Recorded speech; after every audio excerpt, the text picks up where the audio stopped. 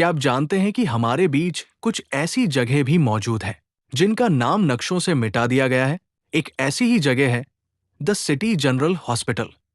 आज से ठीक 30 साल पहले 15 अगस्त 1995 की वो काली रात, जब पूरा देश आजादी का जश्न मना रहा था, तब इस अस्पताल की चारदीवारी के अंदर कुछ ऐसा घट रहा था जिसने इंसानियत की रूह कंपा दी। एक ही रात में 300 मरीज, 50 डॉक्टर और पूरा स्टाफ, सब के सब धुआं होकर हवा में मिल गए। इस अस्पताल को 1970 के दशक में बनाया गया था। ये शहर का सबसे बड़ा और आधुनिक मेडिकल सेंटर था, लेकिन इसकी भव्यता के पीछे एक स्याह अंधेरा छिपा था। लोग कहते हैं कि इस अस्पताल का वार्ड नंबर 13 फीट कभी खाली नहीं रहता था। लेकिन हैरान करने वाली बात यह थी कि जो मरीज उस वार्ड में एक बार दाखिल होता, वो कभी डिस्चार्ज होकर अपने घर वापस नहीं लौटता था। 15 अगस्त की उस रात के ठीक 2:62 बजे अस्पताल की सारी लाइटें एक साथ बंद हो गई। पास के गांव वालों का कहना है कि उन्होंने उस रात अस्पताल की ऊंची खिड़कियों से एक अजीब सी नीली रोशनी निकलते देखी थी। कोई चीख नहीं, कोई शोर नहीं, बस एक गहरा सन्नाटा। सुबह जब पुलिस ने अस्पताल के दरवाजे तोड़े, तो वहां का मंजर देखकर अनुभवी अफसरों के भी पसीने छूट गए। अस्पताल के अंदर सब कुछ वैसा ही था जैसे वक्त ठहर गया हो। रिसेप्शन पर चाय का कप रखा था, जिससे अभी भी भाप निकल रही थी। फाइलों के पन्ने खुले थे। मरीजों के बेड पर ग्लूकोज की बोतलें लटकी थी और सुइयों से दवा की बूंदें फर्श पर टपक रही थी। टप टप टप। लेकिन वहां एक भी इंसान नहीं था, न जिंदा न मुर्दा। पुलिस ने जब रजिस्टर चेक किया तो 300 मरीजों के नाम दर्ज थे। ऑपरेशन थिएटर में एक मरीज का आधा ऑपरेशन हुआ छोड़ दिया गया था। सर्जिकल औजार मेज पर पड़े थे, लेकिन न वहां डॉक्टर था और न ही वो मरीज। वे 300 लोग आखिर गए कहां? अगर वे भागते तो सीसीटीवी में दिखते, अगर उनका कत्ल होता तो खून के निशान मिलते। लेकिन वहां कुछ नहीं था, सिवाय दीवारों पर लगे उन अजीब काले धब्बों के, जो इंसानी परछाई जैसे दिख रहे थे। जांच के दौरान पुलिस को एक ऐसी फाइल मिली जिसे प्रोजेक्ट डार्कनेस का नाम दिया गया था। इस फाइल में उन मरीजों की जानकारी थी जिनका कोई वारिस नहीं था। शहर के लोग दबी जुबान में कहते थे कि इस अस्पताल का मुख्य सर्जन डॉक्टर रुद्र कोई साधारण डॉक्टर नहीं था। वो विज्ञान से आगे निकलकर कुछ ऐसी शक्तियों पर शोध कर रहा था जो मौत को हरा सके। उस रात के बाद डॉक्टर रुद्र का भी कोई पता नहीं चला। लोगों का मानना है कि उसने वार्ड नंबर 13 में कोई ऐसा दरवाजा खोल दिया था जिसे कभी नहीं खोलना चाहिए था। वह दरवाजा जो इस दुनिया और रूहों की दुनिया के बीच का था। आज 30 साल बाद भी वो अस्पताल उसी हाल में खड़ा है। सरकार ने उसके चारों तरफ ऊंची दीवारें बना दी हैं और वहां जाना कानूनी जुर्म है। लेकिन आज भी आधी रात को वहां से पुरानी एम्बुलेंस के सायरन की आवाज आती है। लोग कहते हैं कि वे 300 मरीज आज भी वहीं हैं, बस वे अब हमें दिखाई नहीं देते। अगले भाग में हम जानेंगे कि जब 10 साल बाद एक खोजी टीम उस अस्पताल के तहखाने में दाखिल हुई, तो उन्हें वहां कौन सी ऐसी चीज मिली जिसने पूरी दुनिया को हिलाकर रख दिया। क्या डॉक्टर रुद्र आज भी जिंदा है? जानने के लिए जुड़े रहिए हमारे साथ। पिछले भाग में हमने देखा कि कैसे 15 अगस्त की उस रात 300 मरीज और पूरा स्टाफ गायब हो गया। पुलिस को कुछ नहीं मिला सिवाय सन्नाटे के। लेकिन कहानी यहां खत्म नहीं होती।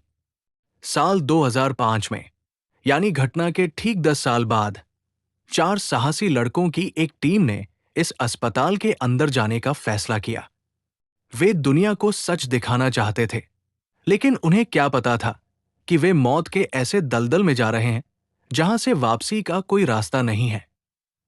रात के ठीक 12 बजे वे लड़के अस्पताल की पिछली दीवार फांद कर अंदर दाखिल हुए। उनके पास कैमरे थे और ईएमएफ मीटर था, जो रूहानी ताकतों को मापता है। जैसे ही उन्होंने वार्ड नंबर 13 फीट की दहलीज पर कदम रखा, उनके मीटर की सुई पागलों की तरह घूमने लगी। अचानक पूरे गलियारे का तापमान गिर गया। गर्मियों की उस रात में भी उनके मुंह से धुआं निकलने लगा, जैसे वे किसी बर्फखाने में खड़े हों। तभी उन्हें किसी के चलने की आवाज सुनाई दी, चप चप चप, जैसे कोई गीले पैरों से फर्श पर चल रहा हो। जब उन्होंने टॉर्च उस तरफ घुमाई, गलियारों की खाक छानते हुए उन्हें एक पुराना लिफ्ट का दरवाजा मिला। अस्पताल की बिजली सालों से कटी हुई थी, लेकिन जैसे ही वे उस लिफ्ट के पास पहुंचे, वो अपने आप खुल गई। लिफ्ट के अंदर से सड़ी हुई दवाइयों और मांस की बदबू आ रही थी। डर के मारे उनके हाथ कांप रहे थे, लेकिन फिर भी वे उस लिफ्ट में दाखिल हुए। लिफ्ट उन्हें सीधे अस्पताल के सबसे निचले हिस्से यानी बेसमेंट, तहखाने में ले गई। तहखाने का दरवाजा खुलते ही सामने जो मंजर था, वो किसी दुस्वप्न, नाइटमेयर से कम नहीं था। वहां एक गुप्त लैब बनी हुई थी। कांच के बड़े बड़े जारों में इंसानी अंग तैर रहे थे। दीवारों पर अजीबोगरीब नक्शे बने थे और बीचों बीच एक मेज पर वही प्रोजेक्ट डार्कनेस की फाइल रखी थी। जब उन्होंने उस फाइल के आखिरी पन्ने को पढ़ा, तो उनके पैरों तले जमीन खिसक गई। उसमें लिखा था, प्रयोग सफल रहा, अब शरीर की जरूरत नहीं, केवल रूहें ही हमारा हथियार होंगी। अचानक उस लैब की पुरानी मशीनें अपने आप चलने लगी। मॉनिटर्स पर धड़कनों की आवाज गूंजने लगी, धुप धुप धुप धुप। उन लड़कों ने देखा कि कोनों में खड़े हुए अंधेरे साये धीरे धीरे उनकी तरफ बढ़ रहे थे। वे साये डॉक्टर के एप्रन में थे, लेकिन उनके चेहरे नहीं थे। वे साये चीख नहीं रहे थे, बल्कि एक अजीब सी फुसफुसाहट कर रहे थे, जैसे हजारों लोग एक साथ प्रार्थना कर रहे हों। उन 4 लड़कों में से केवल एक ही बाहर निकल पाया। वो आज भी सदमे में है और एक ही बात दोहराता है, वे मरे नहीं हैं, वे बस बदल गए हैं। पुलिस ने जब फिर से जांच की, तो उन्हें उस तहखाने का कोई नामो निशान नहीं मिला। ऐसा लग रहा था जैसे वो जगह केवल उन लड़कों को अपनी चपेट में लेने के लिए प्रकट हुई थी। आखिर वो प्रोजेक्ट डार्कनेस क्या था? क्या डॉक्टर रुद्र ने वाकई मौत पर विजय पाली थी, या उसने शैतान के साथ कोई सौदा किया था? और वो चौथा लड़का आखिर क्या देखकर पागल हुआ? अगले और अंतिम भाग में हम करेंगे इस रहस्य का सबसे बड़ा पर्दाफाश।